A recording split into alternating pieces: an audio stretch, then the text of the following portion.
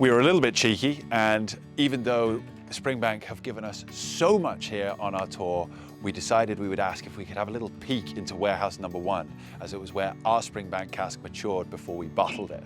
Nicole has very kindly brought us here. Clearly not something that they normally bring visitors to. It's off the beaten track, very old school. I feel like we're about to step into Narnia, Nicole. Yeah, let's do it, okay. Amazing. Not been opened in the last 10 years. Oh, wow, this is a Dunwich warehouse. Wow, look at the alcohol mold on the walls. That's amazing. You get a real sense of that kind of funkiness. Yes, I love it. Wow, cool. Nicole, as I was telling you, and thank you so much for bringing us here, I feel like I'm really at a very key part of our business, because this is where our Springbank matured for pretty much its entire 23 years. Amazing, yeah. Really, really cool. So we managed to buy this off of one of the private clients, obviously bought it from Frank McCarty, as I was saying. Luckily managed to get it under management. As you know, it's very, very difficult to get casks of Springbank. And we were just so delighted with it. We bottled it at cask strength, unchill filtered, natural colour, because... So straight from Springbank's warehouse into the bottle? Straight from Springbank's warehouse to our bottling warehouse, because you guys didn't quite want to bottle it for us. You were very keen to keep it, but we wrestled it from you. Right. Managed to bottle it, yeah, just down the road in Dumfries. And yeah, literally untouched, unfiltered, just as it was. So I would be delighted to hear your thoughts. Yeah, we kind of used it to tell the story of Bill McCoy. I don't know if you know Bill McCoy. I'd love to hear it. He was essentially the gentleman who started Rum Row during Prohibition. Right. And so essentially would have brought huge amounts of whiskey over to America via Rum Row. And a lot of the whiskey that he would have brought over was from Campbelltown. So we sort of saw this as a really cool way to tell the story of a man who kept whiskey going during Prohibition and probably would have been buying a lot of whiskey from Campbelltown, given its location, you know, with regards to ports, etc. A lot of the whiskey would have come from Campbelltown straight up the Clyde to Glasgow. Not only that, but obviously it was the capital of the world when it came to whiskey at the time, right? So cheers. Cheers, Sláinte. Thank you very much. Oh, listen, thank you. I hope you enjoy it as much as we've enjoyed everything you've given us.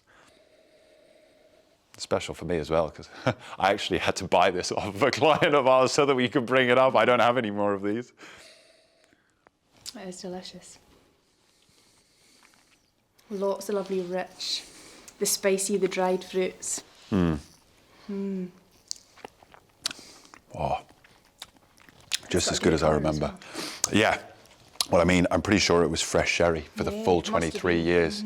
And the thing for me, a lot of people ask us, why did you bottle it at 23? Why not wait until 25? And I was lucky enough to try this, I probably shouldn't say, but from the age of about 15, 16, because basically my friend was gifted these by his dad and was sort of trying them as he was getting into alcohol. So we'd go along to parties, he'd sample them, share them out.